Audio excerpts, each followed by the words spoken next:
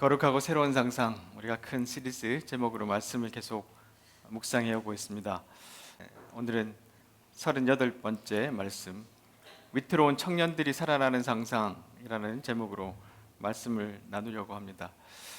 오늘 이제 본문을 이렇게 봉독해 주셨는데 참 또 사도행전에 특별한 사건이 하나 기록되어 있습니다. 계속해서 바울과 바울의 일행들이 선교를 하고 있는 가운데 드로아라는 곳에 이르렀는데 거기서 한 청년이 말씀을 듣다가 떨어져 죽습니다. 그리고 그를 살리는 사건들, 아주 어떻게 보면 사도행전 안에서도 특별한 이런 사건이 있는데 제가 사실 이 말씀 별로 전하고 싶지 않았어요. 왜냐하면 죽은 사람 살리는 이야기를 할 게 뭐가 있을까?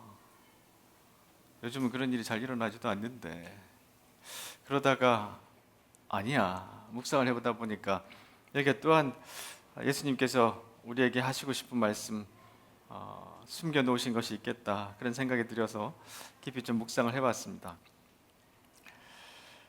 산 루이스 레이의 다리라는 소설이 있는데요, 썬턴 와일드라고 필리처상을 받은 아주 유명한 소설입니다. 이 소설이 어떻게 진행이 되냐면 1714년 7월 20일 금요일 정오에 페루에서 가장 멋진 다리, 이 다리 이름이 산 루이스 레이라는 다리입니다. 한 100년이 됐는데요. 주니퍼라는 이제 수도자가 저쪽 산 언덕에서 그 다리를 보면서 와, 멋있다 그러고 있는데 뚝 하고 다리가 끊어져 버려요. 그 다리는 많은 사람들이 지나다니는 아주 그 지역의 명소였고 대표적인 다리였어요. 근데 그때 그 멀리서 이렇게 사람들이 떨어지는 모습이 보입니다. 5명이 떨어 죽는데요. 다른 사람들이었다면 내심 안도하며 10분만 늦었어도 나도 죽었을 거다, 이렇게 혼잣말을 했겠지만 주니퍼 수사에게는 다른 생각이 떠올랐다. 왜 하필 저 다섯 사람에게 이런 일이 일어난 걸까? 왜 하필 저 5사람만 죽었을까? 우주에 어떤 계획이 있다면, 인간의 삶에 어떤 패턴이 있다면 갑자기 중단된 저들의 삶 속에 숨겨진 불가사의한 무언가를 밝혀낼 수 있을 것이 분명했다. 우리는 우연히 살고 우연히 죽는 것일까? 아니면 계획에 살고 계획에 의해 죽는 것일까? 다른 말로 하면 이 죽음이 하나님의 뜻인가? 아닌가? 우리가 평소에 갖고 있는 이 질문을 이분은 이 소설 안에서 풀어내기를 원했어요. 그래서 이 산 루이스 레이가 다리가 끊어지는 장면에서 죽은 5명의 삶을 아주 깊이 추적하는 내용으로 소설을 써갑니다. 얇은 책인데 가능하신 분 한번 읽어보세요. 우리가 가장 내면에 갖고 있는 한 큰 질문에 대한 이야기를 하고 있어요. 자, 이렇게 질문하는 것처럼 오늘 본문을 보면서 이 유두고가 왜 죽었을까? 물론 이제 뒤에 살아나는 모습들도 있지만 왜 하필 유두고였을까? 그래서 이 유두고의 삶을 좀 깊이 성경 안에서 묵상해 보면 좋겠다. 많은 이제 자료들은 없지만 여기에 우리의 상상이 필요한 것이죠. 그런 방식으로 한번 묵상을 해봤습니다. 자, 한번 같이 가볼까요? 자, 첫 번째로 바울 일행이 우리 도시에 왔다. 드로아라는 도시에 살고 있었는데 거기에 찾아와요. 말씀해 보시면 바울과 동행한 사람은 이런 사람, 디모데 이런 사람들이 와서 먼저 드로아에 와 있어요.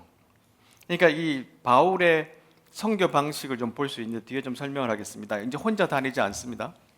많은 일행들이 먼저 가서 먼저 전도도 하고 선교도 하고 거기에 있는 분들을 초대한 다음에 이렇게 이제 말씀을 듣는 시간도 가지고 하는데, 자, 무교절이 지난 뒤에 빌립보에서 배를 타고 5일 만에 와서 이제 거기 일주일을 머무는 예정으로 바울 일행이 도시에 왔습니다. 이 도시가 그 당시만 해도 큰 도시들이 아니니까 인구가 많아봐야 3, 4만.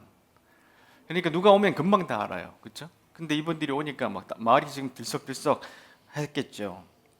자, 이 그림에 보시면 저기 분홍색으로 이렇게 밑줄 쳐놓은 6번 보이시나요? 거기가 드로아입니다. 드로아. 이게 이제 3차 선교 여행이에요.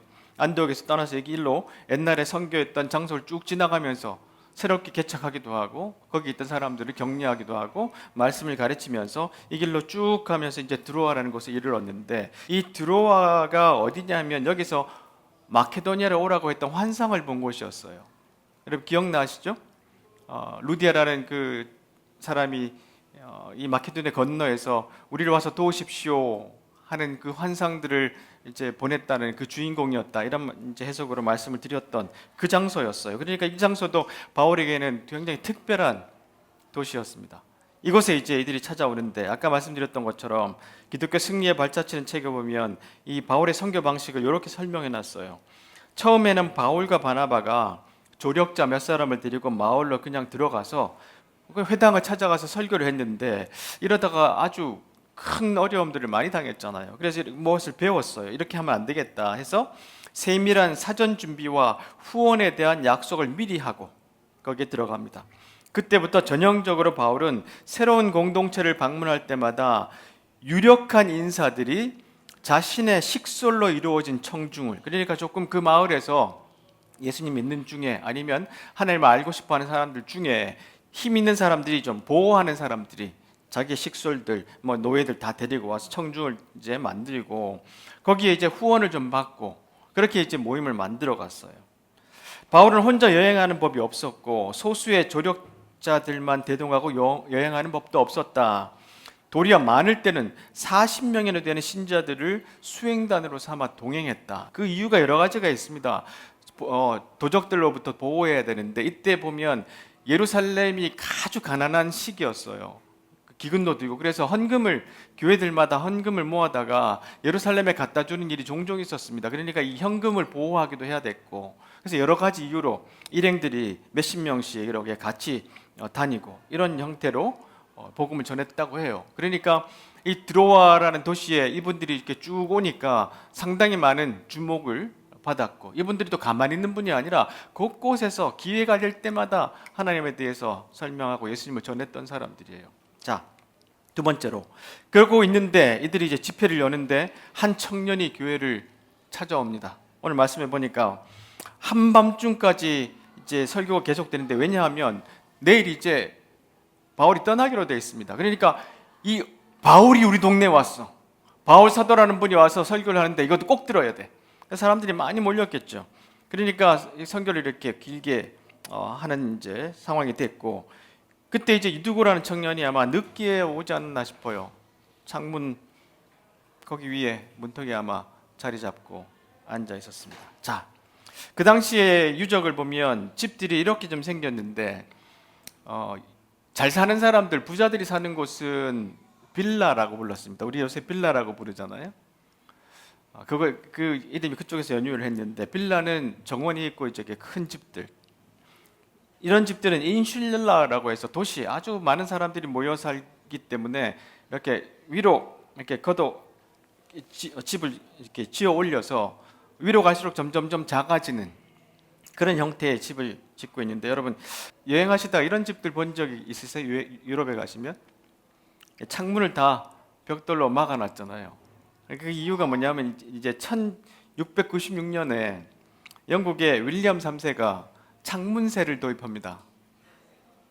들어보셨어요? 창문세? 그게 뭐냐면 세금을 매기는데 집의 창문 개수에 따라 세금을 매겼어요.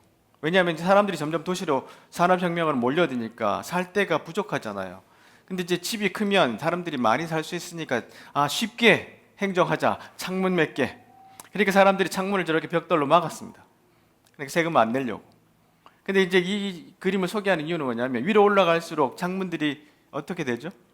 작아지죠. 위로 사는 사람일수록 가난한 사람들이었어요. 집도 아주 작고 많은 사람들이 몰려 사는. 조감도를 좀 보면 일대 인슐라가 1층은 상가, 지금 주상복합 같은 형태 상가였고, 위로 갈수록 이렇게 집들이 아주 작아지죠. 쪼개고. 그러니까 지금 이제 사람들이 여기에 모이는 사람들이 부유한 사람들이 아니었어요. 이 상황을 보니까. 그래서 방도 좀 좁았던 것 같고, 이제 앉을 데도 없기도 하고, 그래서 이제 청년이 결국 늦게 와서인 것 같기도 하고, 그래서 이 창가에 걸터 앉아 있습니다. 여기서 이제 청년이란 말을 이제 본문에서 쓰고 있는데, 헬라어로는 네이니아스 이렇게 이제 표현한 이제 단어인데요. 이게 한 20대, 30대 청년을 가리키는 단어랍니다. 이 단어가 언제 쓰였나 하면 사도행전 7장 58절에 이제 바울, 그땐 사울이었죠. 그 사울에게 이 청년이라는 말이 쓰였어요. 그러니까 그때 한 20대에서 30대 청년 그 사이가 됐던 것 같습니다. 자, 이런 나이를 먹은 청년 유두고가 왔는데, 유두고라는 이름이 헬라 이름으로 하면 우리 유진이라는 이름이 있잖아요. 유진. 이 유가 붙으면 좋은, 굿 이런 뜻이에요. 그리고 두고라는 뜻이 뭐냐면 행운. 그래서 좋은 행운을 가져오는 사람 이런 뜻으로 이 유두고라는 이름을 갖고 있었는데, 추측해 보건대 노예입니다. 노예. 왜냐하면 주인들이 얘는 우리 집에 행운을 가져올 거야. 그래서 노예 이름들을 이렇게 줬대요. 이 유두고는 청년이고 노예였을 가능성이 많아요. 그러니까 아주 힘겹게 아마 일을 하고 저녁에 왔는데, 지금 워낙 많은 사람들이 모여있기도 하고 방도 좁았고 하니까 창문에 지금 걸터 앉아 있을 수밖에 없었던 것 같아요. 자, 이야기를 톰 라이트는 설명을 이렇게 합니다. 유두고에 대한 갑작스럽고 감동적인 이야기는 분위기를 가볍게 해주고, 지금까지 쭉 성경 이야기가 막 두들겨 맞고 막 쫓겨다니고 막 이런 이야기 하다가 조금 다른 이제 앵글로 말씀이 나오죠. 그래서 초대교회 생활을 좀 들여다볼 수 있게 해주는 도움이 되는데, 아까 말씀드렸던 것처럼 유두고라는 이름은 좋은, 운이 좋은 이름. 실제로 그냥 운이 좋았어요. 이제 바울 때문에 살았으니까. 자, 말할 것과 다뤄야 할 질문과 곰곰이 생각해야 할 성경 본문들이 늘 많았고, 지금까지 우리가 아는 바울이라면 기후가 되면 자정 넘어서까지 계속 말했을 가능성이 크다. 근데 여러분, 혹시 어릴 때 신앙생활 하셨던 분들을 그때 설교 시간이 꽤 길었죠? 제가 선교제에 가서 한번 설교 1시간 했다가 큰일 날 뻔했습니다. 왜 이렇게 빨리 끝내냐고. 우리는 4시간은 들어야 된다. 그러니까 그런 데 가면 이렇게 미디어들이 많이 없잖아요. 그리고 이제 누가 오면 막 외국 사람들이 와서 설교를 하면 사람들이 듣는 걸 좋아하죠. 이 당시에는 이제 또 더 길었을 가능성이 크고, 이제 바울 사도잖아요. 이분 설교를 언제 또 들어보겠어요. 바울도 지금 내일 떠나야 되니까 여기에 가르쳐 주고 싶은 것이 얼마나 많았겠어요. 그렇죠? 그러니까 계속 이제 설교를 하는데, 유두고는 노예니까 하루 종일 일했을 가능성이 커요. 그리고 이제 밤이니까 여기에 석유 램프를 여기저기 많이 켜놨다고 지금 본문에 있잖아요. 그러니까 꾸벅꾸벅 졸다가 창밖으로 떨어진 것이 당연했지 않았을까, 그런 상상을 해보게 되는 거예요. 찰스 레스니코프의 시를 보면 생활비를 벌기 위해 하루 종일 일한 후, 이런 시가 있습니다. 생활비를 벌기 위해 하루 종일 일한 후 나는 지쳤다. 이제 나의 일을 해야 할 날이 하루 더 사라졌구나 하고 생각했다. 하지만 천천히 나의 힘이 되돌아왔다. 그래, 밀물은 하루에 2번 차오르지. 아침에 일어났을 때 좀 힘을 얻고, 그리고 이제 완전히 소진됐다가 오늘 저기 가면, 교회 가면 힘을 좀 얻겠지, 이제 그런 마음이 있지 않았을까 하는 생각으로 제가 이 시를 좀 인용을 했는데, 여러분도 그렇잖아요. 일주일 내내 일하시고 많이 지치셨잖아요. 그리고 이제 좀 힘을 좀 얻으려고 교회에 오셨잖아요. 좀 이런 은혜가 좀 있으면 좋겠는데, 요즘은 또 그것도 쉽지 않은 것 같아요. 한 밀물에 2번씩 차오르는 게 아니라 계속 탈진하다가 번아웃이 올 때가 많은 것 같아요. 나는 북경의 택배 기사입니다라는 후안연이 쓴 이제 책인데, 요즘 중국에서는 엄청난 베스트셀러입니다. 한국에서 번역된 지 얼마 안 됐는데, 이분이 19개 직업을 바꾸면서 하다가 자기의 어떤 성찰과 회복을 위해서 글쓰기를 시작했는데, 그 책이 바로 이 책이에요. 이분이 이런 이야기를 합니다. 출근하는 길에 단층 집들을 지날 때면, 부잣집이겠죠, 안에서 요리하는 냄새가 풍겨왔다. 하루 일을 끝내고 기분 좋게 소파에 늘어져 있는 사람을 보며 그런 휴식 시간이야말로 진정한 행복이라 생각했다. 아직 일을 시작하지도 않았건만 그들보다 피곤한 느낌이었다. 그럴 때마다 나 자신한테 욕을 퍼부었다. 내 몸은 내 의지를 욕하고 내 의지는 내 몸을 욕했다. 내일 아침에 퇴근하면 곧장 잠을 자리라 맹세했다. 하지만 이튿날 아침이 되면 상황은 전날과 똑같아졌다. 그런 나날이 계속 되풀이되었다. 아마 노예 유두고는 이렇게 힘든 노동을 계속하면서 살다가 이 밤에 거기에 누가 왔어. 거기 가면 힘을 좀 얻을 수 있을 거야. 너도 좀 가보자. 늦더라도 좀 와. 이야기를 듣고 그곳에 오지 않았나, 그런 상상을 한번 해보게 됩니다. 힘들고 고된 노동을 한 이 위태로운 영혼이 창가에 지금 걸터 앉아 있습니다. 그가 왜 창가에 걸터 앉았나? 조금 전에 좀 상상해 봤던 것처럼 여러 가지 이유로 지금 창가에 걸터 앉았는데, 공동체에 들어오지 못하는 소외된 사람, 이런 이미지도 좀 생각이 나요. 문턱의 청년들이란 책에 보면 한국과 중국 마주침의 현장, 이런 소제목을 갖고 있는데, 문턱을 딛고 규범화된 세계 안에서 무사히 안착하기 위해서든 문턱 너머 세계의 풍경을 바꿔내기 위해서든 저자들이 만난 한국과 중국의 청년들은 제 몸과 일터, 삶터 곳곳에서 위험 신호가 수시로 깜빡이는 시대를 살아내고 있었다. 또 이 책은 삶이 고이는 방 호수라는 책인데, 제가 독립서점에 가서 주로 책을 한 권씩 두 권씩 사는 때가 있습니다. 이 책을 발견하고 참 마음이 좀 여러 가지 생각이 들었던 책인데요. 함수릴이라는 사람인데 20대 여성인데 대구에서 혼자 상경해서 서울에서 한평반 고시원에서 여기저기 옮겨 다니며 살다가 다른 사람하고 합해져서 조금만 더 넓은 집에서 살게 된 이야기를 쓴 그런 책이에요. 호수라는 것은 이렇게 레이크, 그런 호수가 아니고 1호, 2호, 3호 그런 뜻입니다. 그저 흘러가는 버스 창밖만 하염없이 바라봤다. 목적지도 없었다. 그리고 늘 그렇듯 홍대 정문 앞을 지나면서부터 차가 막히기 시작했다. 흘러가던 창밖이 멈췄고 시야에 드는 것들이 따분해진 나는 멍한 귀를 열어뒀다. 마침 처음 듣는 노래가 버스에서 나오고 있었다. 서울살이는 조금은 외로워서 친구가 많이 생기면 좋겠다. 하지만 서울 사람들은 조금 어려워서 어디까지 다가가야 할지 몰라. 제목도 가수도 모를 노래에 눈물 버튼이 눌렸다. 담담한 목소리와 가사가 마음을 파고들었다. 눈시울이 화끈 뜨거워졌다. 다시 창밖이 흘러가기 시작했고 시선을 밖에 두면서도 귀는 거두지 않았다. 듣던 노래를 계속 듣자니 어느새 울고 있었다. 콧물이 된 눈물을 멈추느라 찡해진 코끝에 한참을 집중해야만 했다. 노래가 다 끝날 때까지는 눈물은 계속됐다. 그래도 귀는 닫지 않았다.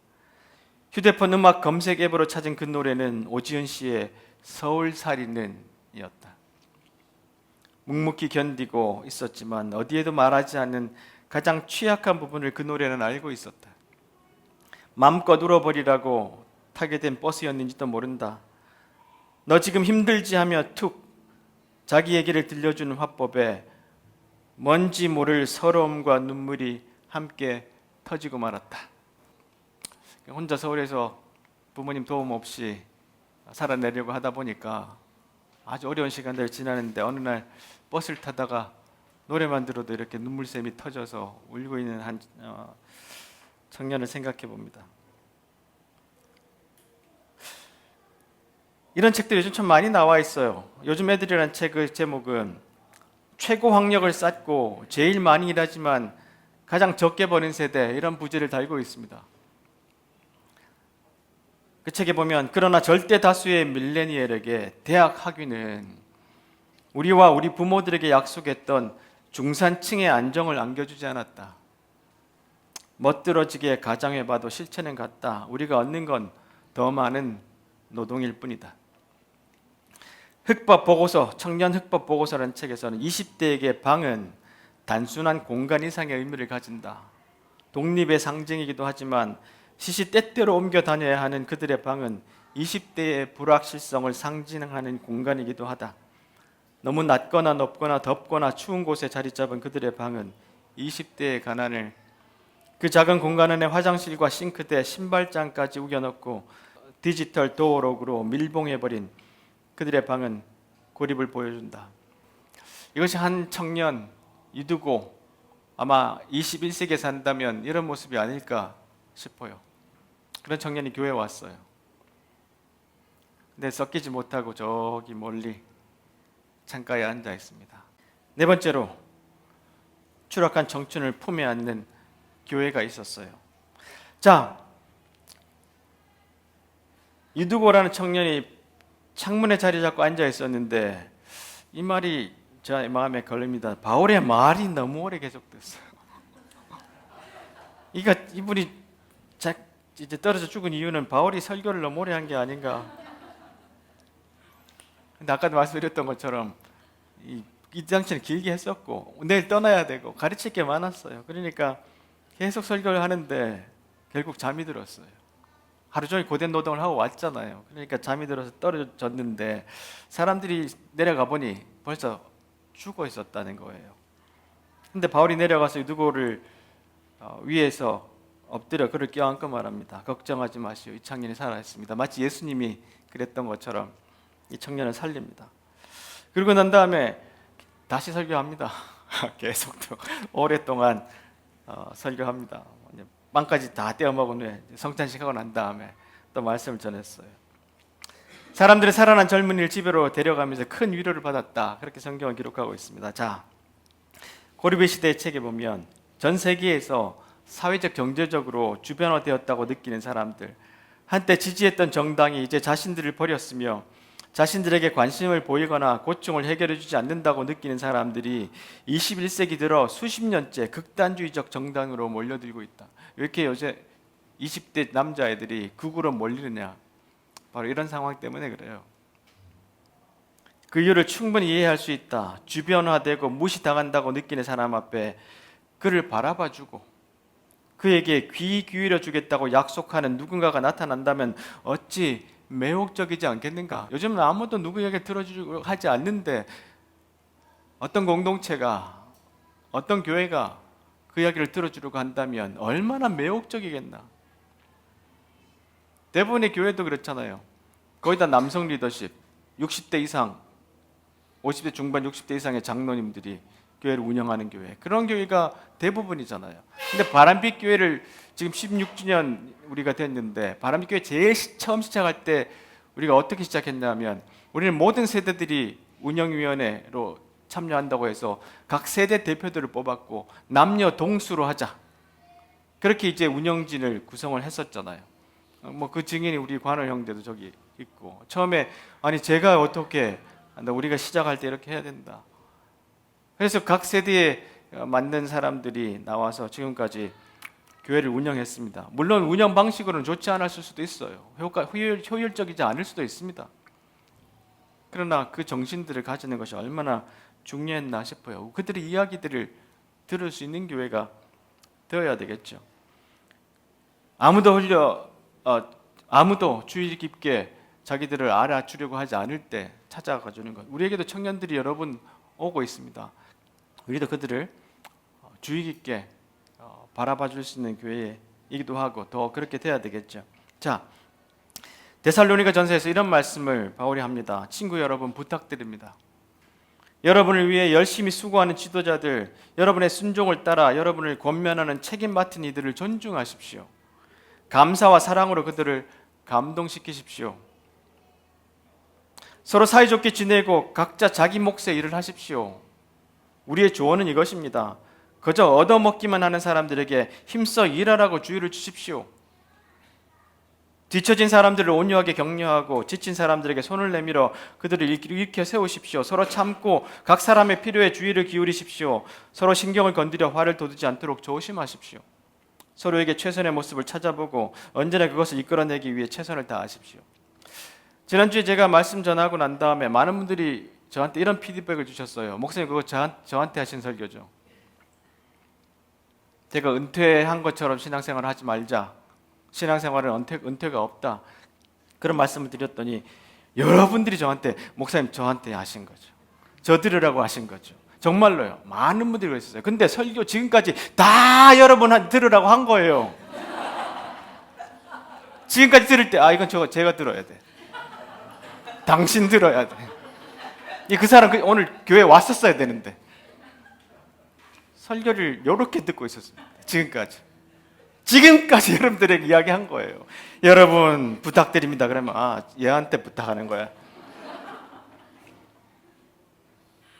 말씀 우리 개인에게 하시는 거예요. 우리 마치 전부 다 우리 총알이 이렇게 오면 이렇게 다 이렇게 피해가는 레오인가요? 그런 사람처럼 지금까지 말씀을 잘 피해왔습니다. 근데 언젠가는 맞겠죠? 한 방. 우리가 말씀 앞에 좀 엎드려져야 돼요. 그래서 청년들이 지금 이렇게 살고 있다는 거. 유도고 같은 청년들이 저기 지금 걸터 앉아 있는데 저희 교회에 지금까지 청년들이 많이 왔다 갔습니다. 그렇죠? 현선 자매가 했던 말이 우리가 지금 품을 수 있는 정도가 이 정도밖에 안 되니까 그동안 왔던 분들은 돌아갔다는 거예요. 그 말에 참 상당히 수긍이 갔어요. 우리가 만약에 저 청년이 걸터 앉아 있을 때 품을 수 있는 역량이 우리에게 더 많다면 더 많은 청년들이 우리 속에 앉아 있겠죠. 얻어먹기만 한 사람들에게 힘써 일하고 주의를 주십시오. 가만히 있지 말고 여러분 함께 일을 해야 되고 짙어진 사람들 격려하고 손을 내밀어 그들을 일으켜 세우고 서로 최선의 모습을 찾아보고 언젠가 그것을 이끌어내기 위해 최선을 다하십시오. 이 말씀을 좀 깊이 들으면 좋겠어요. 그리고 야고보서에 보시면 사랑하는 형제 여러분, 만일 누군가가 신앙이 있다고 믿음이 있다고 하면서 아무 일도 하지 않는다면 그 믿음이 무슨 소용이 있겠습니까? 그 믿음이 그를 구원할 수 있겠습니까? 그리스도 안에서 한 형제 자매 된 사람이 옷이나 먹을 것이 필요할 때 하나님께서 은혜를 베푸시기를 몸을 따뜻하게 하고 먹을 것을 좀 많이 드십시오 라고 말하고 그 사람에게 필요한 것을 주지 않는다면 그런 말은 아무 도움이 되지 않을 것입니다. 믿음도 마찬가지입니다. 행동에 따르지 않는 믿음은 죽은 믿음입니다. 우리가 이사야 58장 늘 1년 몇 번 안 빼고 계속 교독하잖아요. 예배는 이런 거야. 그렇죠? 근데 말로만 하는 것이 아니라 우리 삶에도 좀 내가 가진 모든 시간과 재정들은 청직이잖아요. 우리가 맡아서 있는 거잖아요. 그것을 나눌 수 있는 넉넉한 무리 속에 좀 생겨지기를 간절히 바랍니다. 자, 끝으로 생명이 살아나는 것을 볼 때 우리의 영혼도 소생한답니다. 보세요. 12절에 이 사람이 살아나니까 사람들이 살아난 젊은이를 집으로 데려가면서 이들이 큰 위로를 받았어요. 이 말씀을 생각해 보다가 그렇죠. 우리 그리스도인들이 제일 힘을 얻고 막 기쁘고 할 때가 언제입니까? 여러분 우리 서현자매 세례 받을 때 여러분 정말 기쁘셨죠? 마치 내가 구원받은 것처럼. 그리스도인들이 막 나는 신앙에 막 확신도 없고 믿음도 요새 막 좀 슬럼프고 좀 그렇다고 생각할 때 여러분 누가 살아나는 거 볼 때, 누가 구원받는 거 볼 때, 누가 세례 받는 거 볼 때 그럴 때 내 생명이 확하게 소생되는 것을 경험하게 됩니다. 나를 통해서 누가 잘 되는 것을 느낄 때, 발견할 때 그때 내가 살아가나요. 내가 조금 더 쉬고 조금 더 잘 먹고 조금 더 좋은 거 보고 이럴 때 내가 살아날 수도 있고 요만큼 돌아와서 똑같은 일 반복되면 언제 그랬냐는 거 다 잊어먹어요. 근데 실제로 우리가 소생할 수 있는 그 길은 뭐냐면 생명이 살아나는 것을 볼 때, 또 내가 그것을 생명이 살아나도록 도울 때 내가 큰 위로를 받고 힘을 얻게 되는 거예요. 누가복음에도 보시면 어떤 여자가 동전 10개가 있는데 하나를 잃어버렸다. 그렇다면 그 여자가 그 동전 하나를 찾을 때까지 불을 켜고 집을 뒤지며 구석구석 살피지 않겠느냐. 그러다가 찾으면 틀림없이 친구와 이웃들을 불러 이렇게 말할 것이다. 나와 함께 축하합시다. 내가 잃어버린 동전을 찾았습니다. 내가 분명히 말한다. 보세요. 잃어버린 한 영혼이 하나님께 돌아오면 그때마다 하나님의 천사들이 바로 그와 같이 파티를 벌이며 축하한다. 유두고 같은 청년들이 저렇게 앉아 있을 때 그들이 돌아오는 걸 볼 때 하늘에서 파티를 여는데요. 우리에게도 얼마나 위로가 되고 격려가 되고 힘이 되겠습니까? 그러니까 내가 살아나는 내 신앙이 살아나는 방식은 내가 그냥 좋은 설교 듣고 예배 그날 좋았어 그렇게 살아나는 것 잠깐입니다만은 우리의 삶이 진정으로 살아나려면 주님이 가르치신 대로 행하는 거예요. 그것이 뭐냐면 바로 이 영혼들을 돕고 살릴 때 내 영혼이 살아납니다. 그 방식을 우리가 꼭 기억해야 돼요. 절대로 그냥 앉아서 책 보고 있는다고 영혼이 살지 않습니다. 그것을 믿음으로 옮길 때 우리 영혼이 살아납니다. 2023년에 20대, 30대가 교회에서 이렇게 차지하는 비율이 2017년보다 절반 이상이 줄었습니다. 여러분 보이시나요? 2017년도에 20대, 30대가 한 17% 정도 됐는데 2023년에 6%, 9% 됐습니다. 줄어가는 속도가 어마어마하죠. 지금 더 많은 사람들이 더 빨리 유두고처럼 저 창가에 앉아 있다가 사라집니다. 사도행전 중에 지난번 설교죠. 그때 바울에게 하나님 이런 말씀하셨잖아요. 내가 나와 함께 있다. 내 백성이 이 도시에 많다. 내 백성이 이 도시에 많다. 저 백성에 저 아이들이 어마어마하게 많아요. 이 도시에 저 친구들이 참 많아요. 더 많아지고 있습니다. 그렇다면 우리가 좀 변화해야 되겠죠. 우리 마음가짐의 변화가 필요하다. 고립의 시대에서 노리나 하츠가 이런 이야기를 합니다.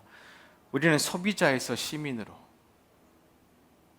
받는 사람에서 주는 사람으로, 무심한 관찰자에서 적극적인 참여자로 배역을 바꿔야 된다. 우리 배역을 바꿔야 됩니다. 노동에서든 가정생활에서든 우정에서든 다른 사람의 말에 귀를 기울이는 연습을 하자. 가끔은 우리 자신의 직접적인 이익과 맞지 않아도 공동체의 가장 좋은 선택을 받아들이자. 머리를 난간 위로 내미는 것은 불편한 일이지만 긍정적인 변화를 끌어내기 위해 우리 목소리를 내겠다고 다짐하자. 비록 치열한 일상에서 쉽게 잊어버리곤 하겠지만 적극적으로 공감을 실천하겠다고 한 번 더 다짐하자.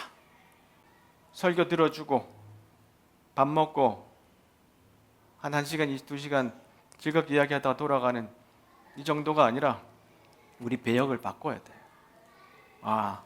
내 백성이 지금 저렇게 이 땅에 많다. 유두고 같은 저 고된 노동을 하고 저 창가에 앉아 있는 저 친구들 우리에게 참 많이 있고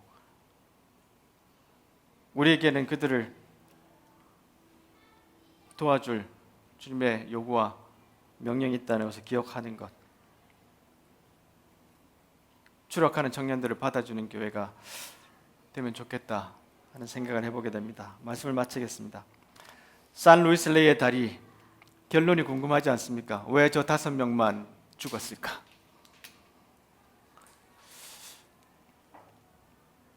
그 사람들을 직접 인터뷰할 수 없으니까 그 어머니, 그 친구들, 주위의 사람들을 다 인터뷰하면서 이 사람들이 혹시나 벌받아 죽어야 될 만한 이유가 있는가? 라고 추적을 했지만 다른 사람들하고 별로 다른 게 없었어요. 결론에 선턴와일드가 이렇게 결론을 가지는데 지금 이 순간에도 나 말고 이 죽은 사람입니다. 에스테반과 페피타를 기억하는 사람은 없다. 오직 카밀라만이 그녀의 아들과 피오 아저씨를 기억하고 오직 이 여인만이 자신의 어머니를 기억한다. 그러나 우리는 곧 죽을 것이고 이 5명에 대한 모든 기억도 지상에서 완전히 사라질 것이다. 우리 자신도 한동안 사랑받다가 잊힐 것이다. 그러나 그 정도 사랑이면 충분하다. 모든 사랑의 충동은 그것을 만들어낸 사랑으로 돌아간다. 사랑을 위해서는 기억조차 필요하지 않다. 이 뒤에가 아마 마무리 좀 요약하지 않나 생각하는데요. 산 자들의 땅과 죽은 자들의 땅이 있고 그 둘을 잇는 다리가 바로 사랑이다. 오직 사랑만이 남는다. 오직 사랑만이 의미를 지닌다. 왜 이 사람들이 죽어야 되는지는 알 수 없지만 가장 중요한 것은 이 살아있는 사람들에게 내가 다 사랑을 온전히 베풀고 사는 것. 다 끝에 모든 기억들, 이유들, 그것이 뭔지는 알 수 없지만 다 잊혀지더라도 오직 남는 것은 사랑이다. 이 이야기를 우리 예수님이 끝까지 하셨지 않나 싶어요. 사랑에 대한 이야기. 그것이 우리에게 또 자리에 남아서 우리의 삶이 조금 더 펼쳐지는 그 삶으로 변화하고 우리의 배역이 바뀌어서 추락하는 청년들을 좀 사랑으로 받아주는 우리가 교회가 되면 좋겠다. 그래서 그런 수련회가 또 되었으면 좋겠고 그런 소그룹이 되었으면 좋겠습니다. 기도하겠습니다.